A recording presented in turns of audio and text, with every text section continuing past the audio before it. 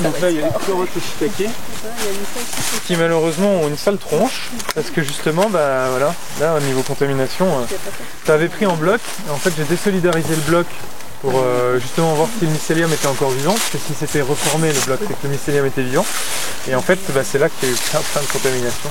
Il y a quand même un peu de blanc dedans, non? Il y a du champignon bien sûr, il n'y a pas de souci, mais c'est contaminé donc voilà. Donc on va commencer par ce qui n'est pas contaminé. Alors, le chêne, le risque c'est que les premiers champignons apparaissent dans 3 ans. Ouais. Mais par contre, il va peut-être durer 7 ans avant de s'épuiser le morceau de bois.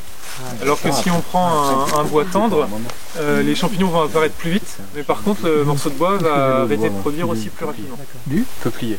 Voilà. Il y a peuplier et chêne. Moi j'avais fait sur du saule aussi, et c'est sur le saule que j'ai eu des résultats inoculés en janvier. À l'automne j'avais déjà les premiers champignons. Et en fait il ne faut pas trop abîmer la partie jonction écorce bois, parce que c'est là où se fait la porte d'entrée de la plupart des champignons.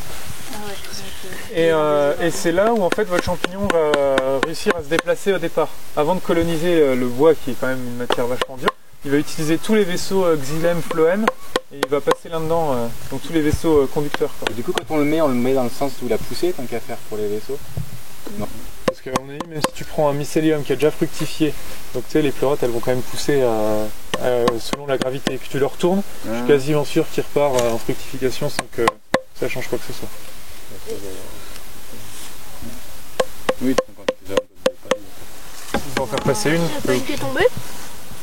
Non, c'est du mycélium, c'est juste un petit bout de... Là, c'est le céréal, vous voyez, il ne reste plus rien quasi.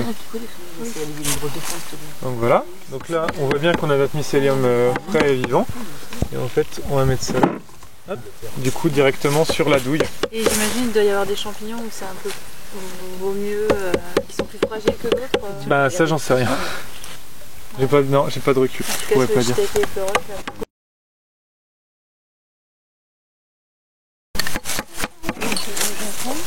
Ouais.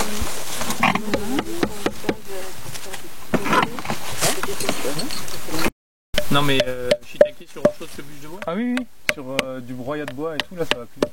D'accord. Ah ouais, donc là ce qu'il faut faire c'est bien les enfoncer. Celle-là par exemple elle est pas tout à fait enfoncée.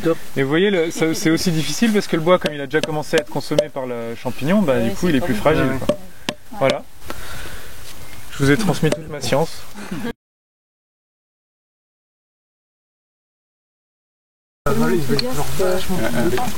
C'est pour ça qu'ils en mettent. Elle est prête. Comment? Ça doit qu'elle soit chaude. C'est chaud. La cire, ils utilisent la cire qui est refroidie, qui est juste batteuse pour mettre dessus. Pour pas que ça brûle, ça. Mais là, le mycélium, ça va pas brûler. Ah, tu veux dire que c'est trop chaud? Oui. Ouais. Honnêtement, moi, comme je me suis rendu compte que ça marchait sans rien faire, pour l'instant, j'ai pas de plan. On va en faire le moins possible.